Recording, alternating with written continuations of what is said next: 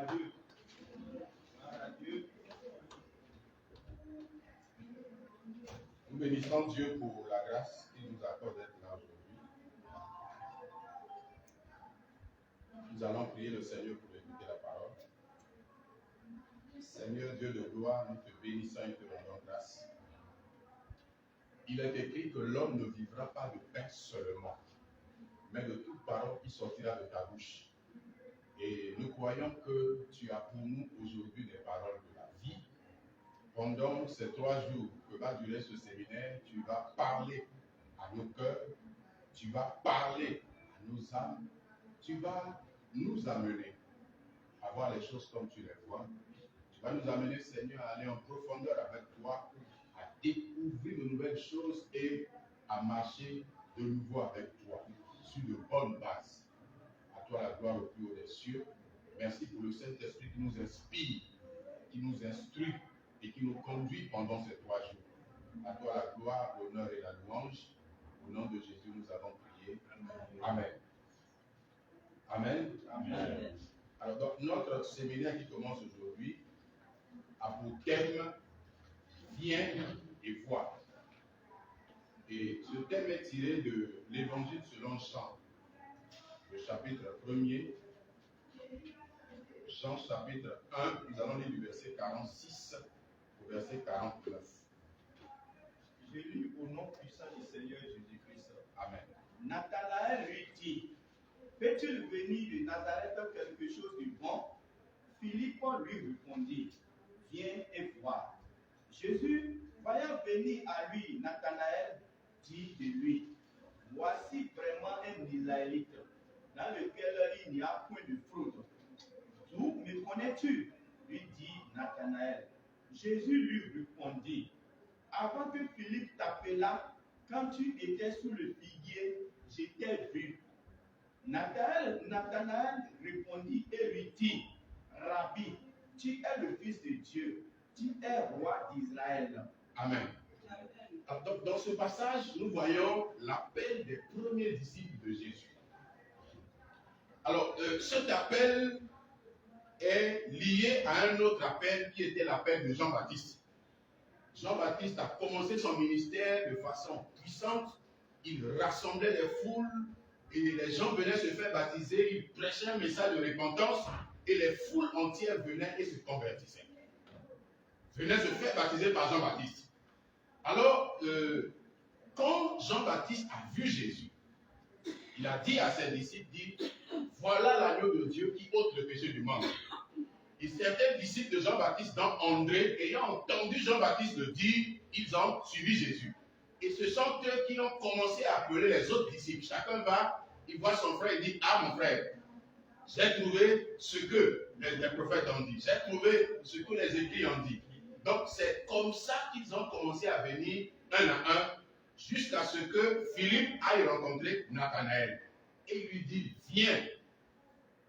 Il y a quelqu'un, celui dont les prophètes ont parlé. Et je le relis, le verset 45. Philippe rencontra Nathanaël et lui dit, nous avons trouvé celui de qui Moïse a écrit dans la loi et dont les prophètes ont parlé, Jésus de Nazareth, fils de Joseph.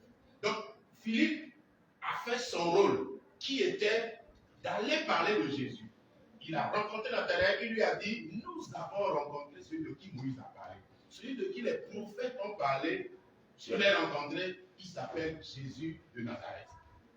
Alors Philippe, ayant entendu cela, lui pose la question. Il dit à Nathanaël, Nathanaël pose la question à Philippe, il dit, peut-il venir de Nazareth quelque chose de bon? Alors Nathanaël étant un juif, il savait que le Messie dont on parlait, dont la Bible a parlé, le Messie dont Moïse et les prophètes ont parlé, venait de Juda. Nazareth était une ville de Galilée. Et Galilée étant appelée la Galilée des gentils, des païens, il ne pouvait pas venir quelque chose de bon chez les païens dans la Galilée à Nazareth. Mais Philippe lui dit, viens et vois. Ne reste pas là à dire, à raisonner, mais approche. Viens voir celui dont je te parle. Et quand Nathanaël est arrivé, Jésus l'a vu de loin et dit, voici un Israélite en qui il n'y a pas de faute. Il était confus, il dit, d'où me connais-tu? J'ai dit, mais avant que Philippe t'appelât quand tu étais sous le figuier, je t'ai vu. Donc sur la base de ces paroles, Nathanaël aussi va croire. il va dire à Jésus, tu es le roi d'Israël. Bien-aimé dans le Seigneur, viens et vois. C'est un message à 3 volets. Le premier volet, c'est viens. Viens, c'est l'appel ou la vocation. Il n'y a rien que nous ne puissions faire avec Dieu. Il n'y a rien que nous pouvons réaliser avec Dieu si Dieu ne nous appelle pas. Si nous n'avons pas reçu une vocation pour cela, quels que soient les efforts que nous ferions, nous échouerons. Viens est un message fort que Dieu adresse à tout homme sur qui Dieu a des projets. Tout homme avec qui Dieu veut marcher. Tout homme avec qui Dieu veut réaliser des choses sur la terre, tout commence par l'appel. Quelle que soit la grandeur d'un homme, quel que soit le plan de Dieu sur un homme, ce plan a toujours commencé par l'appel. Moïse, depuis sa naissance, envoyait les signes de quelqu'un qui allait délivrer Israël. Mais Moïse a dû attendre l'appel. Moïse a attendu 80 ans avant que Dieu ne l'appelle. Ce que Moïse a essayé de faire par ses propres forces, il a échoué et était obligé de fuir et d'aller à Madian. Quand Moïse a reçu l'appel, il est retourné dans le même pays, il est allé devant Pharaon, il a accompli ce qu'il n'a pas pu accomplir quelques années auparavant. Pourquoi? Parce qu'avant, il n'avait pas reçu l'appel. Quand l'appel est venu, l'appel a rendu Moïse capable de délivrer Israël. Bien-aimé dans le Seigneur, il n'y a rien qu'on ne puisse faire avec Dieu si l'on n'a pas reçu l'appel.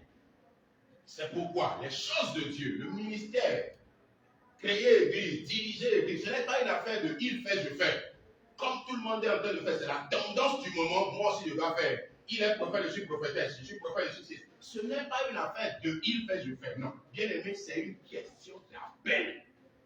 Même Jésus, le Fils de Dieu, pour qu'il rentre dans son ministère, Jésus a dû recevoir aussi un appel. Quand Jean-Baptiste l'a baptisé, la Bible dit que le Saint-Esprit vient sur lui sous forme de colombe et une voix s'est fait entendre. Celui-ci est mon Fils bien-aimé en qui j'ai mis toute mon affection. Donc c'était l'appel de Jésus, c'était l'appel public, c'était pour que tout le monde sache que Jésus est un appelé de Dieu. S'il n'y a pas d'appel, s'il n'y a pas de vocation, bien-aimé dans les choses de Dieu, nous allons échouer. Nous allons passer notre temps, comme cela a été le cas d'un pasteur. Pendant 30 ans, il a été pasteur, consacré à l'église, il s'est investi dans l'église. Et au soir de sa vie, il était en train de prier Dieu. Dieu lui dit, tu n'as pas fait ce pourquoi je t'ai appelé. Mais 30 ans de ministère de pasteur, c'était ce que toi tu voulais. Ce n'est pas ce pourquoi moi je t'ai appelé. Je t'avais appelé à faire autre chose. Bien aimé, il est important, il est nécessaire pour chacun de connaître quel est son appel. Jésus a rencontré ses disciples, les pécheurs, Simon, Pierre, son frère et les autres. Est-ce que Jésus leur dit, suivez-moi, je ferai de vous des pécheurs d'hommes. Ils ont reçu l'appel, c'est pourquoi les pieds sont restés attachés à Jésus. Malgré leur faiblesse, malgré leur manquement, malgré leur niveau intellectuel, ils sont restés fermes. Ils sont allés jusqu'au bout. Pourquoi? Parce qu'ils avaient reçu un appel. Quand il y a eu un problème, et que les Juifs, le Sanhédrin était en train de bouger, Nicodème s'est levé et leur a dit, il y a quelqu'un qui s'est levé ici, on le connaît. Il a réuni les disciples, mais après, son mouvement s'est éteint. Si la chose là vient de Dieu, on ne peut pas l'arrêter. Mais si elle ne vient pas de Dieu, le temps va régler le problème. Bien aimé, le temps permet de déterminer qui est appelé et qui n'est pas appelé. Le temps permet de déterminer qui sont les aventuriers et ceux-là que Dieu a véritablement appelés. Viens, c'est un appel, c'est une vocation. Et nous tous qui sommes en Christ, nous avons reçu premièrement un appel qui est un appel au salut. Dieu nous a appelés. Il nous a lancé un appel à venir au salut, à venir à Jésus. Jésus, le sauveur du monde, étant venu, la bonne nouvelle pour l'évangile invite tout homme, invite toute femme à venir au salut, à venir recevoir Jésus comme son Seigneur et son Sauveur personnel, à venir recevoir la vie éternelle que Jésus donne. C'est le premier sens de l'appel. L'appel est un message qui vous invite. Dieu peut vous inviter au salut. Dieu peut vous inviter à le servir. Dieu peut vous inviter à accomplir une mission particulière pour lui. À chaque homme bien-aimé, tout ce qu'on fait avec Dieu, qui réussit et qui est bien, nécessite un appel. Moïse a reçu son appel pour conduire Israël. Mais arrivé à un moment où il fallait construire le tabernacle, il fallait d'autres personnes qui avaient un autre appel. Parce que le tabernacle n'était pas seulement une affaire de l'esprit. Le tabernacle était aussi une affaire d'artistes. Des gens, des artisans capables de travailler l'or, capables de travailler les pierres en chassis. Il fallait des artistes pour pouvoir bâtir le tabernacle. Et là, Dieu avait besoin d'appeler deux autres personnes. Béthaléel et Oliab ont reçu un appel spécifique de Dieu pour être les artisans même du tabernacle. Bien aimé, il n'y a rien qu'on puisse faire avec Dieu s'il n'y a pas d'appel. Si vous faites quelque chose pour Dieu, soyez sûr que Dieu vous a appelé à le faire. Si vous n'avez pas la certitude de l'appel, arrêtez-vous, demandez à Dieu, est-ce que c'est vraiment ce que tu veux, ou bien tu le veux ailleurs en train de faire autre chose. Nous ne sommes pas obligés de faire comme tout le monde fait. Nous ne sommes pas obligés de suivre le canevas qui est aujourd'hui établi. Quand on prend les églises, il y a une façon de faire. Et l'une des choses qui me désole aujourd'hui est que quand vous êtes dans une église et que vous êtes zélé et qu'on veut vous envoyer dans le ministère, la première chose qu'on pense c'est d'aller créer l'église et de vous établir là comme pasteur. Beaucoup de gens ont commencé leur ministère comme pasteur, comme berger, parce que c'est le mode de fonction de l'église aujourd'hui, c'est celui-là. Est-ce que l'église aujourd'hui est capable de distinguer des gens qui ont un ministère d'évangélisation, où on peut les établir évangélistes et qui vont en dehors de l'église pour gagner les âmes et amener au Seigneur? Est-ce que la politique des églises aujourd'hui permet cela? C'est la question qu'on doit se poser.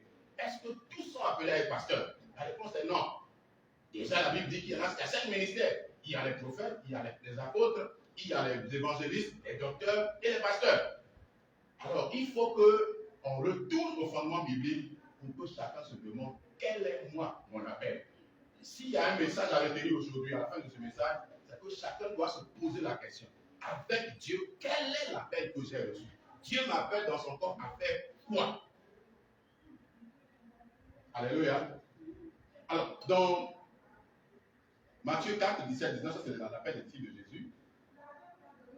Bien aimé, le deuxième sens de l'appel, donc je parlais déjà de l'appel au salut, je suis déjà rentré dans le deuxième sens de l'appel, c'est l'appel au service. Il y a un appel au salut, cet appel est un appel qui est adressé à tout le monde, c'est un appel commun. Cet appel, il n'y a pas de distinction, il n'y a pas deux messages différents. À tous ceux-là qui ne sont pas sauvés, Dieu les appelle au salut à travers l'évangile. Et l'évangile, elle est unique. Jésus est mort pour nos péchés, il a été enseveli et le troisième jour, il est ressuscité. À tous, Dieu lance cet appel à venir au salut. Et cet appel à venir au salut, quand nous lisons par exemple Apocalypse 22, le verset 17, écoutez ce que la Bible dit. Apocalypse 22, verset 17.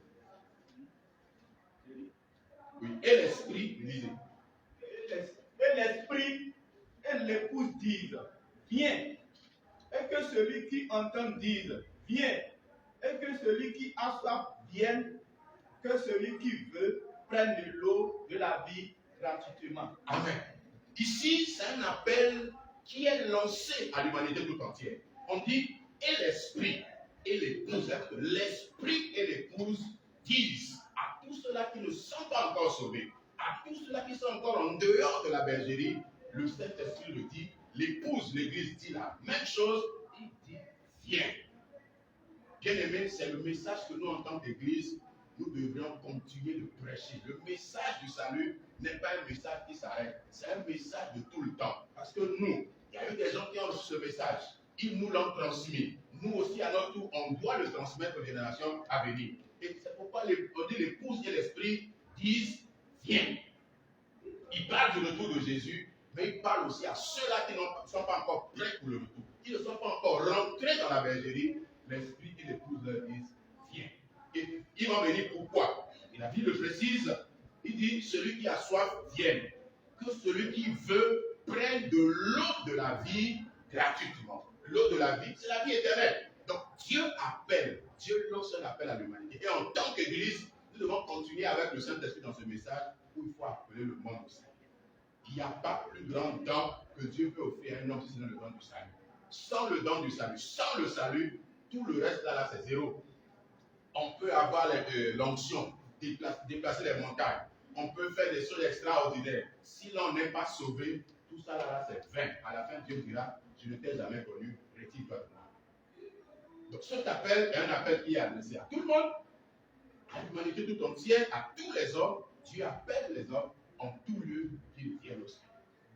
Il y a donc le deuxième appel qui est l'appel au service. Ça, c'est un appel spécifique. Le premier, c'est un appel général. C'est un appel qui est adressé à tous. Mais le deuxième appel, c'est un appel spécifique. Jésus a appelé 12 apôtres, 12 personnes qu'il a établies comme apôtres. Jésus a appelé le destructeur de l'église, celui-là qui était le bourreau de l'église primitive, Saul de Tarse. Jésus l'a appelé, plus tard on l'a appelé aussi apôtre. Vous allez voir que dans l'appel de Pierre et l'appel de Jésus, il y a une différence. L'appel de Pierre et de Paul, il y a une différence. L'appel de Paul était adressé, il était apôtre envoyé vers les païens, vers les gentils, vers les nations. Mais Pierre était apôtre envoyé vers les juifs. Ils sont tous apôtres. Ils ont reçu le même ministère apostolique, mais dans le ministère apostolique, chacun d'eux avait une orientation précise. Ce que ceux qui étaient avec Jésus n'ont pas pu faire. Ils sont restés à Jérusalem. Les 12, ils n'ont jamais bougé de Jérusalem. 12, il y a eu celui-là qui s'est retranché, on en a ajouté un. Les 12 n'ont jamais bougé de Jérusalem. Or, Jésus avait l'ordre d'être, vous recevez une puissance.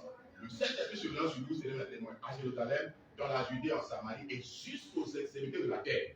Mais au début de l'Église, ils sont restés à Jérusalem. Quand il y a eu la persécution, ils sont encore restés à Jérusalem. Parce que pour eux, leur appel était destiné vers les Juifs. Ils devaient rester là où étaient les Juifs pour accomplir leur appel. Les autres, Philippe, Paul et autres qui avaient un appel qui les a menés à quitter Jérusalem, à aller vers les païens, vers les gentils. Eux, ils sont sortis de Jérusalem, ils sont allés. Philippe était appelé. Étienne était appelé. Mais leur appel était différent. Ils ont reçu à la base le même appel comme diacre. Quand on a choisi les diacres, on a choisi Étienne, on a choisi Philippe. Et le ministère d'Étienne a été différent de celui de Philippe, bien qu'ils soient tous diacres. Plus tard, on a révélé que Philippe était l'évangéliste. Donc l'appel, on peut recevoir le même appel pour le même ministère. Mais dans le même ministère, là, il y a toujours des distinctions. Dieu appelle un homme pour accomplir une mission bien précise. Dieu appelle un homme pour quelque chose de spécifique, quelque chose qui est particulier que quelqu'un d'autre ne fait pas. C'est pourquoi le ministère n'est pas une photocopie. Le ministère, c'est une originalité. Dieu est tellement grand, Dieu est tellement puissant. Dieu, dans sa diversité, a donné à chacun quelque chose de particulier. C'est parce que nous sommes particuliers les uns les autres que quand nous associons tous ensemble, nous formons un seul corps. Bien aimé, tout commence par l'appel. Viens, c'est l'appel. Premièrement, c'est l'appel au salut. Viens, deuxièmement, c'est l'appel au ministère. L'appel à accomplir un travail spécifique pour Dieu. Dieu a sauvé tous les Juifs, les Israélites que Dieu a sauvés à travers la Pâque de l'Égypte. Ils sont tous sortis de l'Égypte, ils ont marché. Mais les appels étaient différents. Moïse avait son appel, celui de conduire le peuple. Son frère Aaron avait son appel comme souverain sacrificateur. Ses fils avaient l'appel comme des sacrificateurs. Marie, leur sœur, avait l'appel de prophétesse, elle l'appel prophétesse. Olia, Béthaléel étaient parmi le peuple, mais leur appel était des artisans. Caleb, Josué, les autres, ils avaient aussi leur appel. Ils ont été espions, ils sont allés espionner le pays, ils ont eu de l'avance même sur le reste du peuple. Parce qu'ils sont arrivés sur la terre promise avant les autres. C'était des gens qui étaient censés conduire les autres parce qu'ils connaissaient déjà le pays, ils connaissaient le chemin. Mais leur appel était différent parce que certains ont cru, d'autres n'ont pas cru. Certains pensaient que ils ont tous été unanimes que ce que Dieu a dit est vrai. Ils ont ramené les fruits du pays. Mais c'était une affaire de foi. Les 10 n'ont pas eu la foi, les 2 ont eu la foi, et ceux qui ont eu la foi, ils sont rentrés sur la terre promise. Les appels, dans un peuple, les appels sont différents. Ne cherchez pas à ce que si vous êtes établi pasteur, vous êtes responsable, ne cherchez pas à ce que les gens qui sont sous vous puissent faire comme vous. Il y a des gens là qui sont différents, qui ont un ministère différent du vôtre. Amenez les gens à reconnaître leur spécificité. Si j'ai un ministère, par exemple, de prière, et que dans mon église, tout le monde va avoir un ministère de prière, on ne gagne pas trop. Si j'ai un ministère de prière et que dans mon église, Dieu peut envoyer quelqu'un un ministère d'enseignement, Quel quitte le ministère prophétique et les autres ministères, l'église sera plus complète, sera plus bénéfique. On ne peut pas tous faire la même chose parce que les appels sont différents. Alléluia. Alors, viens. C'est aussi l'appel à s'approcher de Dieu. Nathanaël était loin de Dieu. Il connaissait les prophéties. Il connaissait la loi de Moïse, ce que les prophètes ont dit. Nathanaël était un Israélite en qui Jésus a dit il n'y a point de fraude. C'était quelqu'un de bien. Malgré tout cela, il avait besoin de s'approcher de Jésus. S'il ne s'était pas approché de Jésus, il n'entendra pas ces paroles qu'il a entendues. Et à la fin, il a dit à Jésus, tu es Rabbi, tu es le roi d'Israël. C'est ce qu'il a entendu qui l'a amené à dire cela. Bien-aimé dans le Seigneur, à chacun de nous, Dieu nous lance un appel à nous rapprocher de lui. Beaucoup de chrétiens sont loin de Dieu. Beaucoup de chrétiens sont dans la masse, sont dans la foule. Et quand vous êtes dans la foule, dans la masse, c'est l'anonymat. Dieu veut te distinguer. Et cette distinction ne peut venir que si tu t'approches de lui. En s'approchant de Jésus, Nathanaël va découvrir des choses. En s'approchant de Jésus, Nathanaël va toucher du doigt le surnaturel. Jésus lui a donné 2 paroles de connaissance. C'est le surnaturel. Bien aimé, si nous nous approchons de Dieu, il y a des choses que nous voyons de loin que nous ne comprenons pas. Si on s'approche, on comprendra mieux. On sera mieux éclairé. C'est en s'approchant de Jésus que Nathanaël a découvert que Jésus le connaissait. Jésus l'a vu quand Philippe l'a appelé. Il a compris que, attention, celui-là, c'est le roi d'Israël. Parce qu'il connaissait les prophéties. Bien aimé, Dieu nous appelle à nous approcher. Hébreux 4,16, approchons donc avec assurance du trône de la grâce, afin d'obtenir miséricorde et grâce pour être secourus dans nos besoins. Si nous sommes loin, on ne peut pas avoir grâce et miséricorde. Si on reste loin de Dieu, on va goûter à ce que tout le monde peut goûter. Mais si on veut goûter à des choses spécifiques, nous devons nous approcher de Dieu. Es-tu loin de Dieu? Est-ce que pour toi, Dieu c'est Alléluia, Amen? Chanter, danser, prier, Seigneur, merci, tu as fait, Amen. Dieu veut que tu te rapproches de lui. Il y a des choses que Dieu ne peut révéler que dans l'intimité.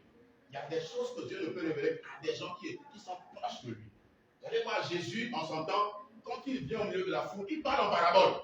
Il donne parabole, personne, les gens ne comprennent pas. Mais ceux qui étaient proches de lui avaient la grâce de pouvoir après avoir l'explication des paraboles. Jésus leur disait, la parabole signifie ceci, cela. Bien aimé, c'est quand on est proche qu'on comprend mieux. C'est quand on est proche qu'on apprend la révélation. C'est quand on est proche qu'on saura comment est-ce que Dieu veut faire. À Moïse, qui était proche de Dieu, la Bible dit, Moïse connaissait les voies de Dieu. Le peuple connaissait les œuvres de Dieu. Le peuple voyait Dieu faire. Mais Moïse connaissait comment est-ce que Dieu allait faire. Bien aimé, quand on est proche, on connaît le comment, on connaît le pourquoi. Mais quand on est loin, on devient un spectateur. On voit les choses s'accomplir. Mais quand on est prêt, on devient un acteur. C'est pourquoi Dieu nous appelle à nous rapprocher de lui. Soyons proches de Dieu pour être ceux qui vont écrire l'histoire. Si nous sommes loin de Dieu, nous n'avons pas écrit l'histoire, nous allons raconter l'histoire. Les autres l'ont fait, Pierre a fait, Paul a fait. Mais nous, qu'est-ce que nous avons fait? Si Paul a fait, si Pierre a fait, c'est parce qu'ils s'étaient rapprochés de Dieu. Quand ils ont compris l'importance de s'approcher de Dieu, après la Pentecôte, ils ont commencé à être des hommes qui ont fait des miracles. Ceux qui hier n'arrivaient pas à chasser les démons, l'homme de Marc 9, il a dit à Jésus, j'ai amené mon fils auprès des disciples pour qu'ils puissent le guérir. Ils n'ont pas pu le guérir. Ils n'ont pas pu chasser le démon. Pourquoi? Parce qu'ils n'étaient pas encore rapprochés, ils étaient un peu loin. Jésus leur dit, ce sort de démon ne sort que par la prière et le jeûne. Quand Jésus est parti, ils ont compris la nécessité de s'enfermer, de rester seul dans la présence de Dieu, de prier. Quand ils ont compris ça, ils ont commencé à écrire l'histoire. Ceux qui étaient incapables hier ont commencé à faire des miracles, des choses extraordinaires. Pierre marche, son homme touche un malade, le malade est guéri. Parce qu'ils se sont rapprochés. Donc le deuxième sens de le mot vient, c'est l'appel à nous rapprocher de Dieu. Dieu ne fait exception de personne. Dieu ne regarde pas la couleur de la taille, il ne regarde pas la couleur des yeux, la couleur de la peau. Dieu regarde à ses principes. Quand Corneille, le païen, le romain, a appliqué les principes, Dieu a envoyé un ange chez lui. Alors qu'il y a beaucoup de chrétiens à l'église, Dieu avait envoyé un ange. À Corneille, Dieu a envoyé un ange, l'ange lui a dit, Dieu a vu tes demandes, Dieu a entendu tes prières. Il était un païen, mais Dieu a vu ce qu'il a dit. Il a cherché à s'approcher de Dieu. Il s'est approché de lui. Bien aimé, Le deuxième appel, donc, c'est l'appel à nous approcher de Dieu. Le troisième sens du mot vient, j'ai fini, c'est une partie. Vient, c'est une mise en garde par rapport au retour de Jésus. Apocalypse 22, verset 12. Apocalypse 22, verset 12. Voici, je viens bientôt, et ma rétribution est avec moi, pour rendre à chacun selon ses questions d'œuvre. Amen. Verset 13 aussi. Verset 13. Je suis l'alpha et l'oméga, le premier et le dernier, le commencement et la fin. Amen. Jésus dit, voici, je viens bientôt. Il s'adresse à l'Église. C'est une mise en garde. Bien aimé, il n'y a pas de vie chrétienne sans un objectif précis. L'objectif de la vie chrétienne, c'est la vie éternelle. Si nous sommes en Christ, si nous sommes à l'église, nous sommes à la Fayette, nous courons pour l'œuvre de Dieu. Tout ce que nous faisons là, le but final, c'est que nous voulons passer l'éternité avec Dieu. Et parfois, dans la marche en tant que chrétien, parfois dans le faire, la vie de tous les jours, on a tendance que les chrétiens oublient cette réalité, oublient cette vérité. Parfois, les chrétiens agissent comme si Jésus ne le venait pas. Face à cette situation, les chrétiens se laissent aller. Ils laissent leur nature ancienne adamique s'exprimer. Vous allez croire que ceux-là, leur vie, c'est sur la terre et rien d'autre. Après la terre, il n'y a plus rien. Mais Jésus nous rappelle, il dit, voici, je viens bientôt pour donner à chacun sa rétribution. Il vient pour donner à chacun son salaire. Selon est-ce que nous avons marché avec lui et selon est-ce que nous avons travaillé pour lui et avec lui. Parce que travailler pour Dieu, c'est de travailler avec Dieu. Puis c'est lui qui nous fait. Jésus dit, sans moi, vous ne pouvez rien faire. En réalité, tout ce que nous faisons, c'est par lui que nous le faisons. Donc, il vient bientôt pour donner la rétribution, pour donner la rémunération. Si nous sommes en train de travailler pour Dieu et nous pensons que les hommes sont ingrats envers nous, nous pensons que les hommes ne nous donnent pas la juste rémunération, Dieu fait la promesse qu'il vient bientôt. Jésus dit qu'il vient bientôt pour donner la récompense, pour donner le salaire. C'est pourquoi nous devons encore nous attacher à lui. Donc, premier sens du mot vient, c'est l'appel au salut. 2, c'est l'appel spécifique. 3, c'est l'appel à nous rapprocher de Dieu. Et 4, c'est l'appel à nous à rester debout et veiller. Dieu nous met en garde sur le retour de Jésus. Ne perdons pas de vue ce retour. Et 5, pour finir, quand Dieu dit viens, c'est parce que derrière le viens, il y a toujours une grâce, il y a toujours une bénédiction. Et si je finis avec David, quand Dieu a appelé David, l'appel de David, qui était l'appel à l'onction, en réalité c'était un appel pour une mission qui était de conduire Israël. Pour l'appeler, Dieu a envoyé Samuel pour loin. En réalité, derrière l'onction, il y avait l'appel pour que David puisse régner sur Israël. Bien aimé, dans l'appel, il y a ce qu'on appelle les dons.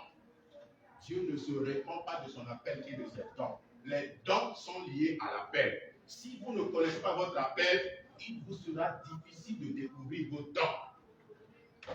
S'il y a les dons, s'il y a l'appel, là il y aura les dons. Mais s'il n'y a pas de dons, s'il n'y a pas d'appel, il n'y aura pas de don. Le don est lié à l'appel. Le don, c'est l'outil que Dieu donne pour que vous puissiez accomplir votre appel. Dieu ne peut pas appeler un homme pour dire, va me labourer un champ, sans que Dieu lui donne les outils pour labourer le champ. Tout cela que Dieu a appelé, Dieu a toujours donné à ces hommes les outils, les dons pour pouvoir accomplir ce pourquoi il les a appelés. Quand Dieu a rencontré Gédéon, il lui a dit, l'Éternel est avec toi, vaillant héros. Va avec la force que tu as et délivre Israël de la main de Madian. C'était la mission de Gédéon. Mais quand il a voulu prendre beaucoup d'hommes pour accomplir la mission, Dieu dit non. Ils vont tirer la gloire, ils vont dire c'est eux qui ont accompli. C'est toi j'ai appelé, prends sur les. Ils étaient en venant 20 000, 30 000. Dieu n'a choisi que 300 personnes pour accompagner Gédéon. Et Dieu l'a interdit à ce qu'ils puissent aller avec des armes. Ils avaient dans une main un flambeau, dans l'autre main des trompettes. Gédéon, en réalité, en lui, en l'appelant, dans son appel, il y avait ce qu'il faut pour délivrer Israël de la main de Dieu. Dieu a appelé Moïse, il a réussi la mission jusqu'à sortir le peuple. Dieu a appelé Josué, il a réussi la mission. La réussite là était liée à ce que Dieu a donné comme temps. L'appel est lié au don. Quand Dieu vous appelle, Dieu vous donne ce qu'il faut pour accomplir. Mais quand Dieu ne vous appelle pas, vous allez bricoler, vous allez jacasser, vous allez courir à gauche, à droite, aller chercher super loin pour qu'il puisse vous donner l'onction. On va courir, aller au Nigeria sur les montagnes, donner des grosses offrandes parce qu'on veut l'onction. Or, quand on comprend l'appel, l'onction, le don est lié à l'appel. Tout est dans l'appel. Quand Dieu appelait Jésus, ceci est mon fils bien-aimé en qui j'ai mis toute mon affection. C'est l'homme que les gens ont vécu avec pendant 30 ans, on le voyait toujours là. Il a montré un peu de sagesse. Il avait bien. Le jour où Dieu a dit, celui-ci est mon fils bien-aimé, tout a changé.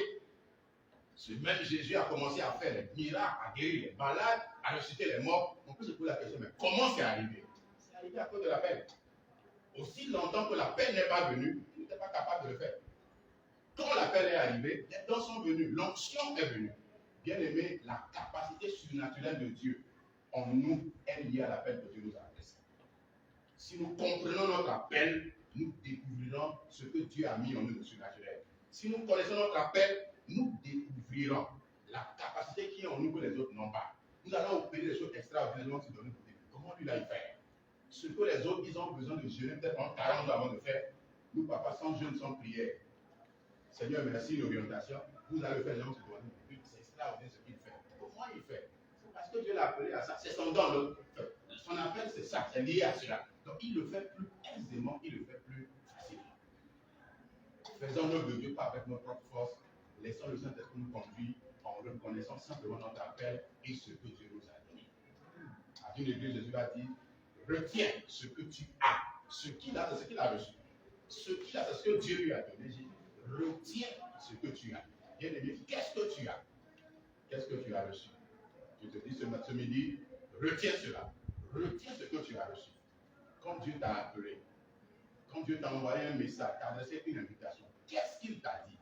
Retiens cela. Parce que c'est en cela qu'il y a ta bénédiction. C'est dans l'appel qu'il y a la bénédiction. C'est dans l'appel qu'il y a l'élévation. C'est dans l'appel qu'il y a la grandeur. David est devenu le grand homme que tout le monde connaît à cause de l'appel. Dans l'appel, il y a tout. Je vais finir avec Abraham. Parce que je vais être trop long. Qu'est-ce que Dieu dit à Abraham? Ça là, c'est une parole forte et ça doit nous servir de leçon. Ésaïe 51, verset 2. Dieu dit, portez les regards sur Abraham, votre père. Donc c'est un modèle que Dieu est en train de nous donner. Il dit, portez les regards sur Abraham, votre père, et sur Sarah qui vous a enfanté. Il dit, écoutez bien, il dit, car lui seul, je l'ai appelé, je l'ai béni et multiplié. Amen.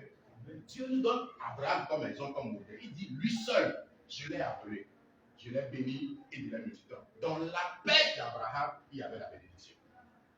Bonne preuve, Genèse 12, Dieu dit, va-t'en de ton pays vers un pays que je te montrerai, je te bénirai. Donc la bénédiction était liée à l'appel. Dieu dit qu'il le fera de lui le père d'une multitude. Donc dans cet appel, il y avait aussi la semence de la multiplication. Donc Abraham est devenu le grand homme, père d'une multitude, le père des croyants. En réalité, tout ça a été compris dans son appel. Bien aimé, il y a tout dans l'appel. Il y a la grâce dans l'appel, il y a la bénédiction de l'appel, il y a même la richesse dans l'appel. Abraham est sorti avec rien, mais plus tard, il est devenu comme un homme riche. Où est-ce que tout ça est venu? Dans l'appel. Bien aimé, dans l'appel, Dieu a tout mis. Attachons-nous à notre appel, recherchons notre appel et servons Dieu fidèlement selon notre appel. Le temps viendra où Dieu apportera la récompense. Amen. Dieu bénisse sa parole et que nous bénisse au nom de Jésus. Amen. Amen.